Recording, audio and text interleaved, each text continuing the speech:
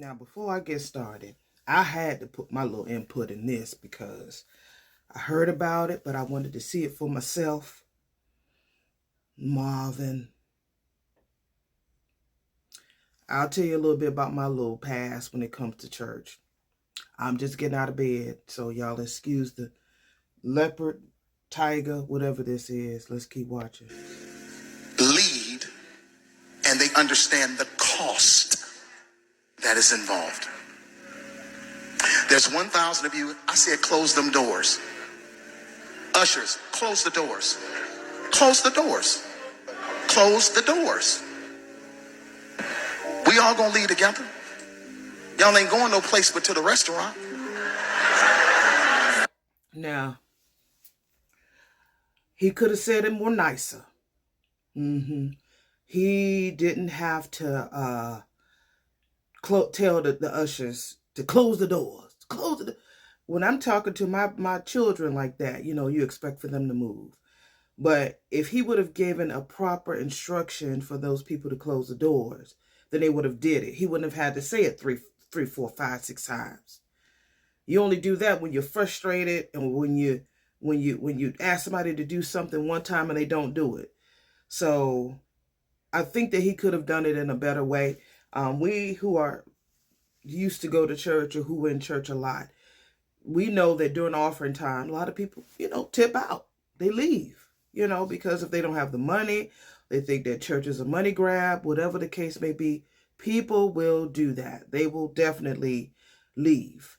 But you got to be nice. Sometimes these pastors think that when they have a mantle on their life and they're the man of God, that they could just give commands and demands and people are supposed to just leap. We ain't in that space no more. We're not in that space no more. As long as people got cameras and you are human, people going to show your flaws. Your slip is showing, sir. Your slip is showing. Very much so. So I don't know, what that was about. I mean, I understand the fervency and the push to get this 40K, but there's another way to do it, and that ain't the way. There's 1,000 of you tonight, and those that are watching, it's 1,000 that's watching online. This is a small seed. If I get 1,000 online to give this, if I get 1,000 in the sanctuary to give this, that's $40,000 tonight. I'm challenging each of you all down here to give a $20 seed. I just think $20 is a lot of money. $20, believe it or not, when my late wife, Melinda P. Sapp, was alive, was a good date. I could take her to the movies, buy a box of popcorn, get 1 soda, 2 straws. I wasn't cheap, that's swag. I was looking in her eyes, she's looking in mine. Can't do that no more. Now, everyone up here, we've all sold and seeded, but I need everyone standing up here with us, with me, to plant a seed of $100. Because again, it costs to sit up here. I got you. Let's see. So put your 20 away, preachers. That 20 wasn't for you. And this is what I need you to do. If you're giving electronically, or even if you're giving tangibly, I'm going to have y'all come to the altar and give it, because I need to see 1,000 people moving. See? Bring them baskets. See, he pretty much, he's too demanding. They call that holy boldness when they come in the church, what I remember. I still love the Lord and everything, but when you're telling people up there who stood up there in the pulpit, I'm sure that he said it costs to be up here. I'm sure they paid some money to be right there. If it's a convention, like I believe it is, it looks like it is a convention. They had to pay a registration fee. They had to pay a fee to make sure their members got all registered. They already paid a lot of money. But you're asking all those men in suits up there to pay $100? I bet you his wife was like, you better not.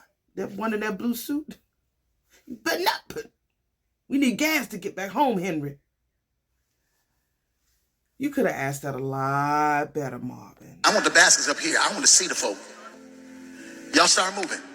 Y'all can bring it right now. Come. Even if you're giving tangibly, just put your hand on take your phone and stick it on on the bucket. Shh. Giving is worship. Giving is worship. Giving is worship. Giving is worship. This ain't the time to talk. 1,000 people need to give $20. 1,000 people need to give $20. 1,000 people online need to give $20. This is easy, saints. This is an easy miracle. We should be able to raise $40,000 tonight just from y'all giving. That's the narrative that has been shared. Now here we go on the apology tour. I believe he was on Brother Smiley's show yesterday. So yeah, we on the apology tour. Let's see what he has to say about what he did and why he did it. Because I get the pull. Most of these conventions have budgets, and they want to meet their budget. They might not have met their budget. He probably got word of it, and he want the people to give. Church people ain't giving. I'm sorry, unless they've seen you do something in their life. Church people ain't giving. I'm sorry.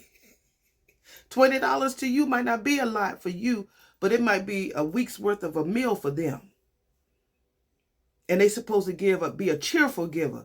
If you coming up there fussing at them like that, how are they supposed to be cheerful? Lock folks up at my church that, I made them give $40,000 and I wouldn't allow them to leave until they gave it to me. And to be honest with you, that is absolutely false. And they understand the cost that is involved. There's 1,000 of you. I said, close them doors. Ushers, close the doors. Close the doors. Close the doors. It's 1,000 that's watching online.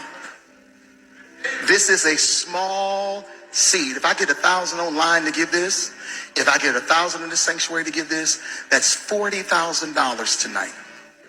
Yeah. Number one, that offering was taken last year. This was a service that happened last August. Number two, it didn't happen at my local church. It actually happened at a national organization's international meeting where churches from all over the country, all over the world came together for the purpose of celebrating the Lord and Savior Jesus Christ. People took issue with me saying, shut the doors. Understand, I never said lock the doors. Yeah. I said shut the doors. Shutting doors mean that people still have the ability to go in and out. They've taken issue with my tone. And I can honestly say, looking at the video, maybe I was a little more assertive than I should have been. And I can apologize for that. I can apologize for that. But three things I need to make sure that people understood. Number one, the $40,000, if it was $40,000 that was raised, was never given to me. That money was raised for the purpose of taking care of the budget for their conference, not Marvin Sapp.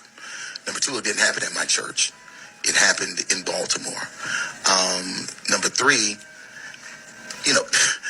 people take issue with me being firm with the ushers. Anybody that goes to church, ushers one-on-one, that's the first thing they teach you as being an usher, is that there are 3 times you don't walk. You don't walk during the altar call. You don't walk during prayer. You don't walk during the offering. One of the reasons being is because of the sacredness of the moment. But it's also about security. As a pastor, we understand and we know that churches are being robbed at gunpoint. It's happening all over the country. This is not something I'm making up. This is factual. So if you got 5,000 people in the room, you want the doors closed. You don't want the doors locked. I couldn't get them locked anyway. It's a convention center. But the doors needed to be closed, and there was a lot of pandemonium and stuff that was going on out there. But I wanted to share that first. But that ain't even the reason why I'm here. Here's the reason why I'm here. The reason why I'm here is because what has happened is people have taken clickbait and made something out of it that it isn't. And because of that, my church has been getting phone calls. People have called my church and cussed me out. My staff are afraid because I've received death threats over $20 and shut the door. People have come to our campus. They have come to my church to try to cause problems, issues, challenges. And again, my children, I don't look at comments. We talk about this. I don't read comments. When you got millions of followers, you ain't got time to be reading all the comments. You just don't have it. Right. My children do. And they are afraid. And the reason being is because I'm their only parent. I'm a widower.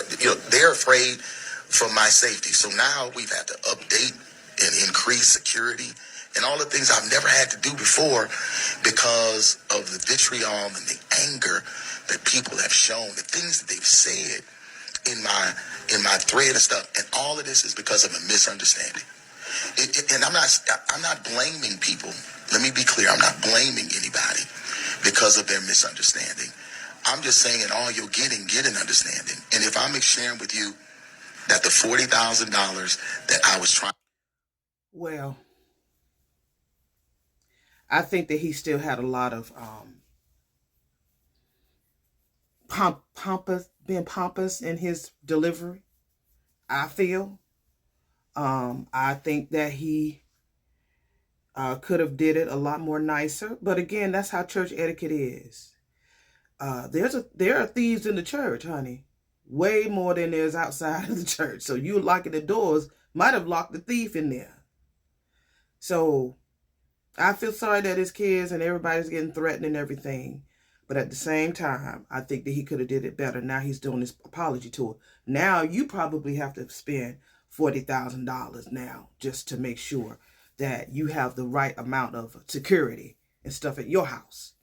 And go to, get some arsenal to make sure y'all are safe at your church and at the home. See, because of what you said. Yes, you got 1 million followers, and that's even the more reason why you need to be careful about what you say out here in these streets, whether it's YouTube, whether it's church, out here in the world. When you do have millions of followers and you are at the caliber of level that you say that you are, then that's when you really do need to be careful. You can't let what you say mess up your ministry. And I think it kind of did. They love you because they love you. They even remixed it. But man, you messed that up, bro.